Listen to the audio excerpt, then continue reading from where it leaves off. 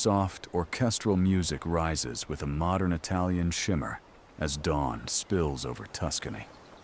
Golden light glides across vineyards, old villas, and winding roads before drifting toward Florence, where church bells answer the morning and beauty wakes in layers. Painters lift their brushes. Bakers carry fresh bread into the street. Boutique shutters open to polished glass and quiet luxury. Every city has its secrets. Some hide beneath stone. Some wait inside forgotten walls. And one secret appears only when someone needs it most.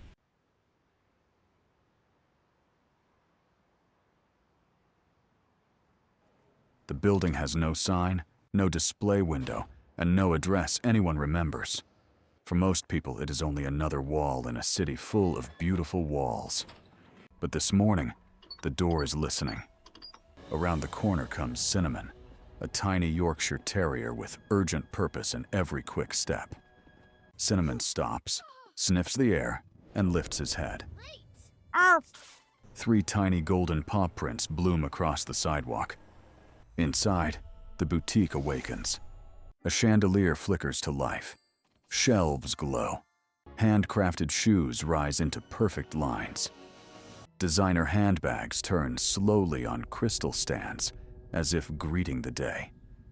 At the center of it all, Alaila adjusts a display with calm, practiced hands. Another beautiful morning. I assume everyone is here to admire me. No, Milano. They are here because someone needs hope. Hope should at least compliment my leather. Cinnamon races in, circles Alaila, then darts to the front door and plants one tiny paw against it. Gold light gathers around the handle. Oh, it is happening. Across Florence on a quiet bench, Sophia sits alone with a folder full of rejection letters. The pages are creased from being opened too many times.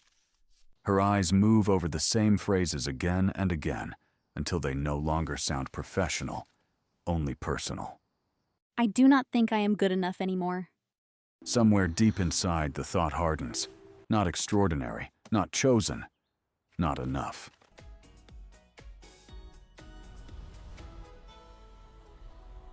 Back at the boutique, Cinnamon lets out a soft whimper. Alaila understands at once. It is time. The lock releases by itself. A few minutes later, Sophia turns onto a narrow street and stops. A magnificent black door stands where she could swear there was only stone before. Warm light glows at its edges.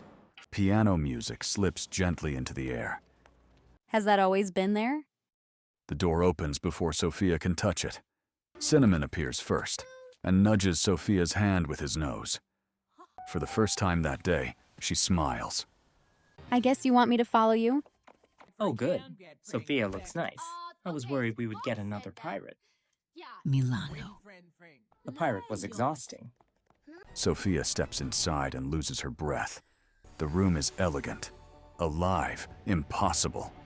Every shelf seems handcrafted by memory itself. Welcome to Alaila Carroll style. This boutique appears to people who have forgotten their worth. Then it has found the right person. I do not feel extraordinary at all. That is not a flaw. It is simply why the door opened. Before Sophia can gather herself, Milano lunges into action. Oversized handbags glide forward. Glittering heels sparkle under warm light. Structured looks, severe looks, timid looks, trend-perfect looks line up as if auditioning for approval. We begin with dramatic excellence. Sophia tries one polished version after another, each beautiful and each wrong. In every reflection, she sees someone edited for acceptance. They are impressive, but none of them feel like me. Alaila studies the reflections instead of the outfits. The trouble is not that Sophia chooses badly. The trouble is that Sophia chooses carefully, trimming away anything that might reveal too much of herself. You do not dismiss yourself with grand speeches, Sophia. You do it quietly. You edit until nothing risky remains. At once, the boutique responds. A row of bracelets loses its shimmer. A silk scarf unties itself and slips from a mannequin. Even the light seems unwilling to settle around borrowed decisions, as if the room itself has no patience for disguise. Rude. The entire boutique has become judgmental. Cinnamon trots past the mirrors without a glance and stops at a side archway half veiled in beadwork and soft gold thread.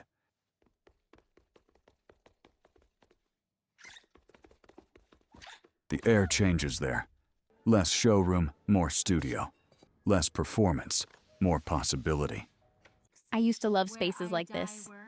Used to? Sophia reaches for a pencil beside a stack of old pattern paper. The instant her fingers touch it, the table answers. Faint sketches bloom across the page in lines of gold. Not finished designs, but memories.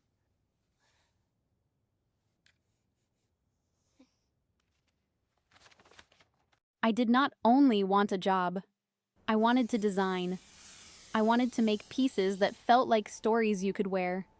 But every application, every interview, every polite no taught me the same lesson. Be safer. Be cleaner. Be less strange. So I stopped showing my ideas. Then I stopped making them. What did you stop creating? The question lands harder than comfort would have. Things that belong to me. Milano softens, though only a little. Originality is inconvenient. It asks everyone to have taste and courage at the same time. Then let us stop asking for permission. Say it plainly. Sophia looks at the blank paper, then at her own hands as if waiting for them to deny her. I want to create something of my own. Not someday. Not after someone chooses me. Now. A warm pulse moves through the room. Thread lifts, needles align. Drawers slide open by themselves.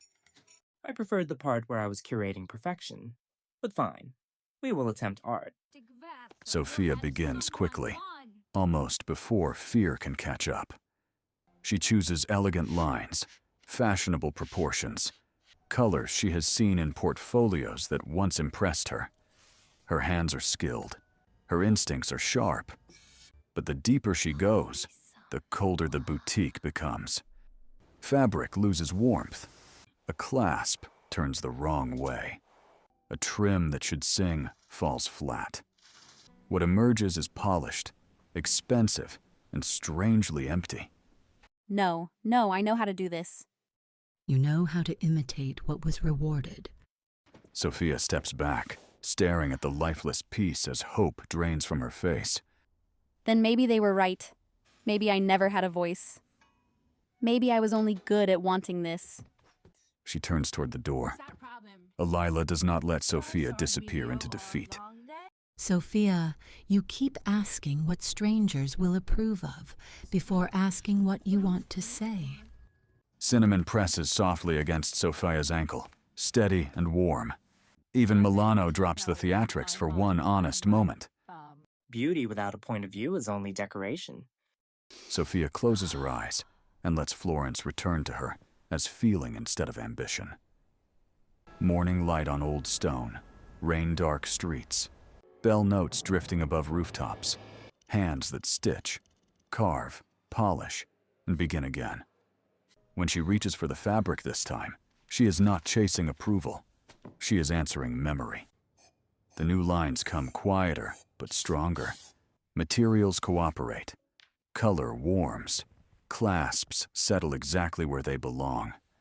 Gold light rises through the boutique as Sophia shapes a small, unmistakably original piece. Elegant not because it copies greatness, but because it carries her own eye, her own city, her own story. There, not perfect, true. I do not need permission to begin. When Sophia steps back onto the street, she carries fresh sketches, a real plan for her portfolio, and a different kind of hope. Inside, the boutique grows still again. Cinnamon curls beside the door. Milano angles proudly toward the chandelier. Alaila smiles as the lock turns. By evening, the black door is gone, waiting for the next heart that mistakes disappointment for destiny.